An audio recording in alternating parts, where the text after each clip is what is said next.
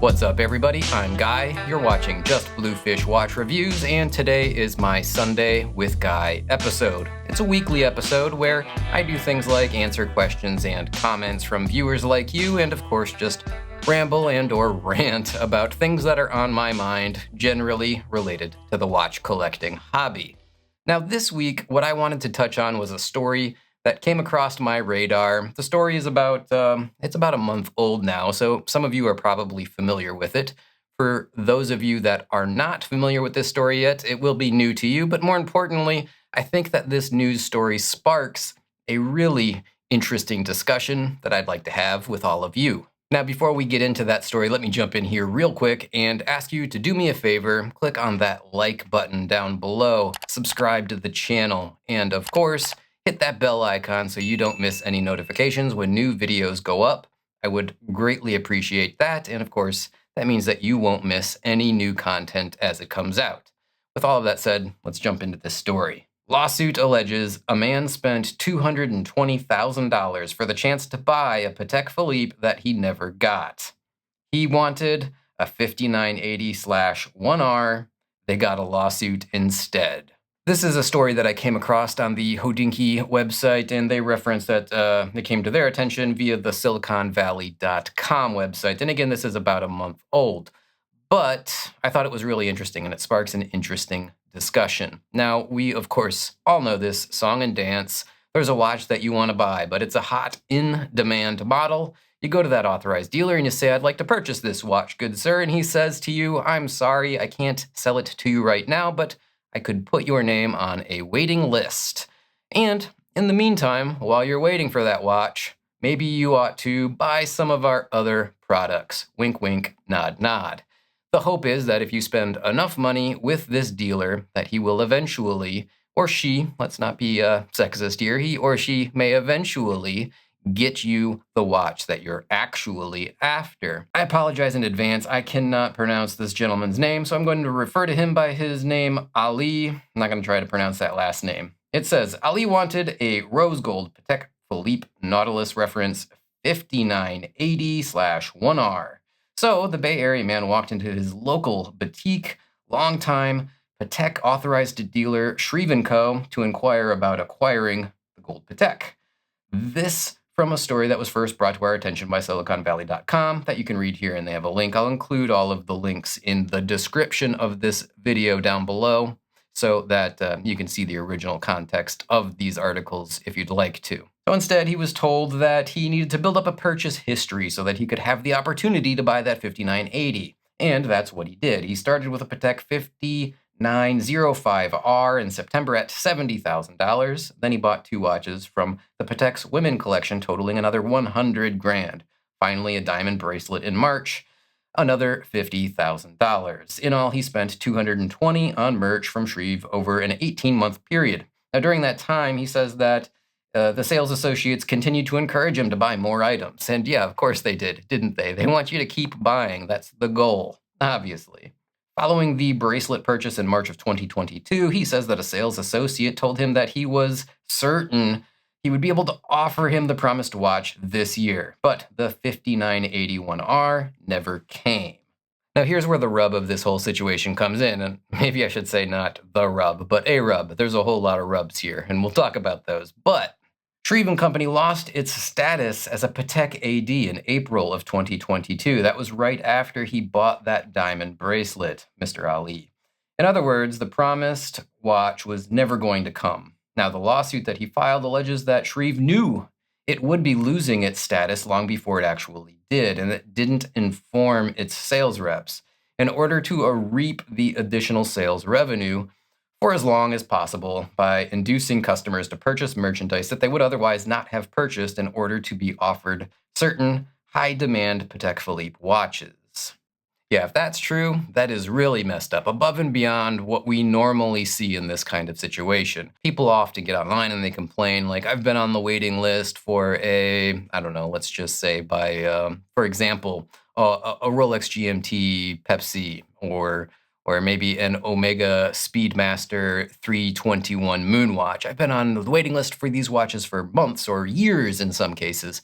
I still haven't gotten the call. That's the normal amount of shenanigans that we come to expect as typical in these situations. But this, if they knew they were never going to be able to deliver that watch, but they still swindled their customer into purchasing $220,000 worth of merchandise, wow, that is effed up. The lawsuit brings some 10 causes of action against Shreve, including breach of contract, intentional and negligent misrepresentation, fraudulent concealment, false promise, and unfair business practices, pursuant of California's unfair competition law.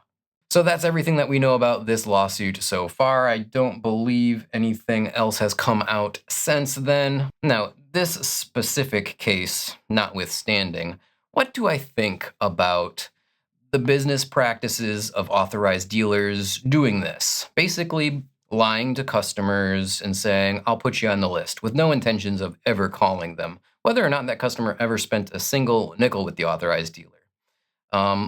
How do I feel about watch brands that create so much hype for their products but don't meet the demand for the supply? So this is a difficult one for me to even figure out how I feel. I mean, on one hand, we have the philosophy of capitalism and the idea that the market sets the price and availability of an item, supply and demand.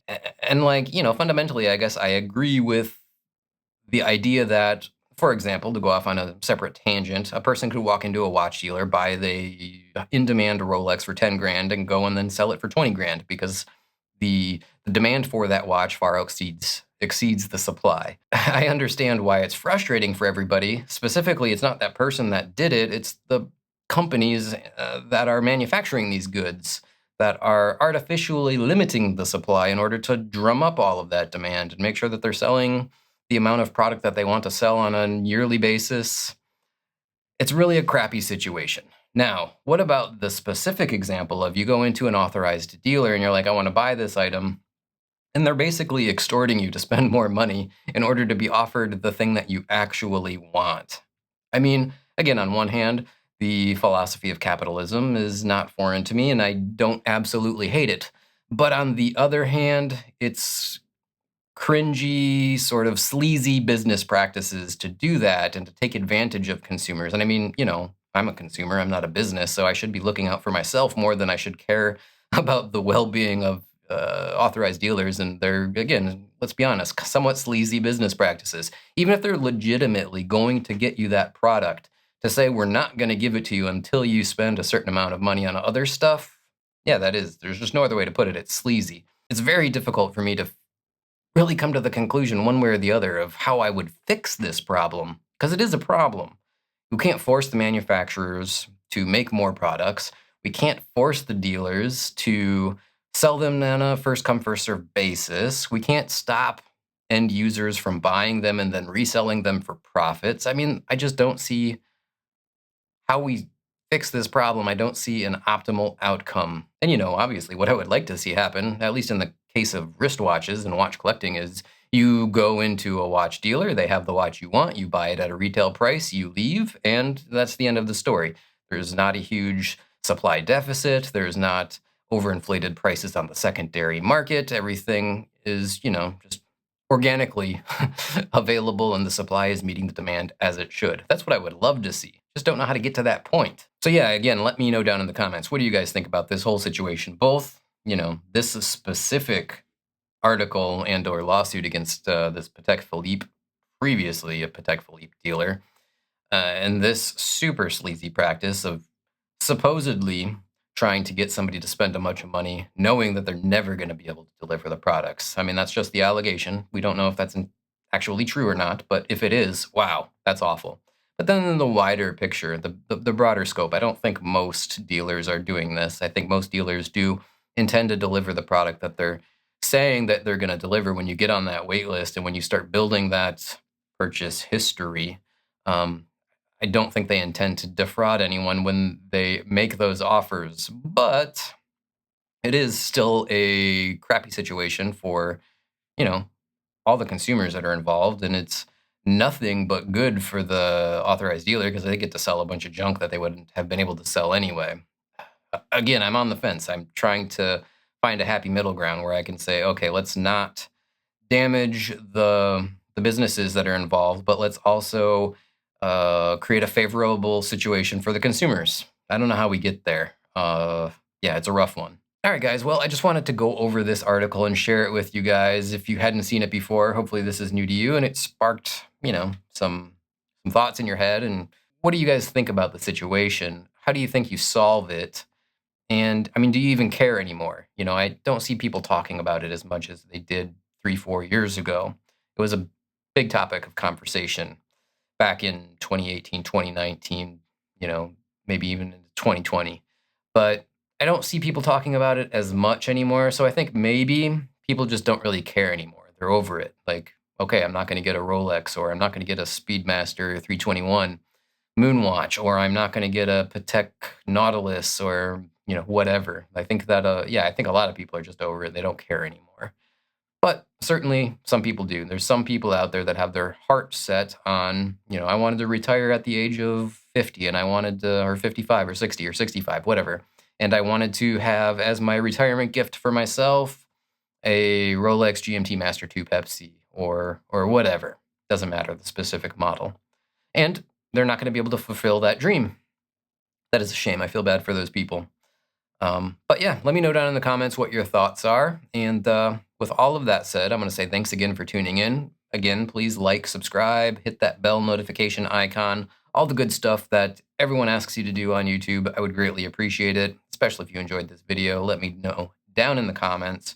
Check the description of this video for the applicable links to this story and the original story from which it was referenced. And yeah, until the next one, thanks again, and bye now.